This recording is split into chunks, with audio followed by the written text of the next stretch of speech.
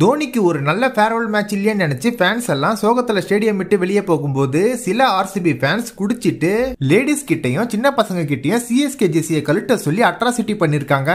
சாதாரண ஒரு league match win பண்ணதுக்கே சில இம்மெச்சூர் ஃபேன்ஸ் இப்படி இறங்கி தப்பா பிஹேவ் பண்றத பார்க்கும்போது ஒரு கிரிக்கெட் ஃபேனா இல்லாம ஒரு சக மனுஷனா நினைச்சு பார்த்தா அவங்க பண்ண செயல் ரொம்பவே தப்பா இருக்கு. இந்த பக்கம் சோஷியல் மீடியால 16 வருஷமா வச்சிருந்த வன்மத்தை வெளியே கக்குற மாதிரி சில ஆர்சிபி ஃபேன்ஸ் அட்ராசிட்டி பண்ணிட்டு வராங்க. இதையெல்லாம் பார்க்கும்போது ஜென்யூன் ஆர்சிபி ஃபேன்ஸ் எல்லாம் டேய் கொஞ்ச நேரம் சும்மா இருங்கடா, இப்பதான்டா பிளே ஆஃப்ஸ்க்கு போயிருக்கோம், கப் அடிக்கிறவரை கலவரத்தை ஸ்டார்ட் பண்ணாத இருங்கடான்ற மைண்ட் செட்ல தான் இருக்காங்க. அப்படியே இந்த பக்கம் பார்த்தா டோனி மேட்ச் முடிஞ்ச ஆர்சிபி பிளேயர்ஸ் கிட்ட கை கொடுக்காம போயிட்டாருன்னு புதுசா சோஷியல் மீடியால குற்றம் சொல்லிட்டு வராங்க. மேட்ச் வின் பண்ணதுக்கு அப்புறமா ஆர்சிபி டீம் தாறுமாறா ஒரு பக்கம் செலிப்ரேட் பண்ணிட்டு இருந்தாங்க. பட் சிஎஸ்கே பிளேயர்ஸ் எல்லாம் ஹேண்ட் ஷேக் பண்ண ரெடியா இருக்கும் போது கூட அவங்க கரெக்ட் டைம் வராததால டோனி கொஞ்சம் வெறுப்பாகி டக் அவுட் பக்கத்துல இருந்த ஆர்சிபி ஸ்டாப்ஸ் கிட்ட மட்டும் ஹேண்ட் ஷேக் பண்ணிட்டு போயிருப்பாரு.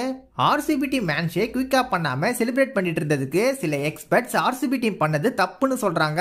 பட் எண்ட் ஆஃப் த டே எல்லாமே ஹீட் ஆஃப் த மொமெண்ட்ஸ்ல நடந்த விஷயம் தான். இதுல டோனி ஹேண்ட் ஷேக் பண்ணாத போனதும் ஆர்சிபி டீம் லேட்டா வந்ததுன்னு ஒருத்தர் மேல ஒருத்தர் குறை சொல்ல வேண்டாம் தான் தோணுது.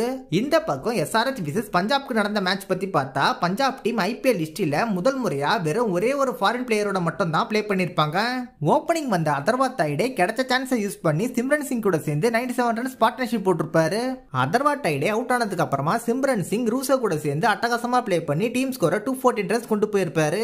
சேஸ் பண்ண வந்த எஸ்ஆர்எச் டீம் 6 விக்கெட்ஸ் விட்டு 19 ஓவர்ஸ்ல இந்த மேட்சை வின் பண்ணி பாயிண்ட்ஸ் டேபிள்ல செகண்ட் பிளேஸ்க்கு போயிருக்காங்க.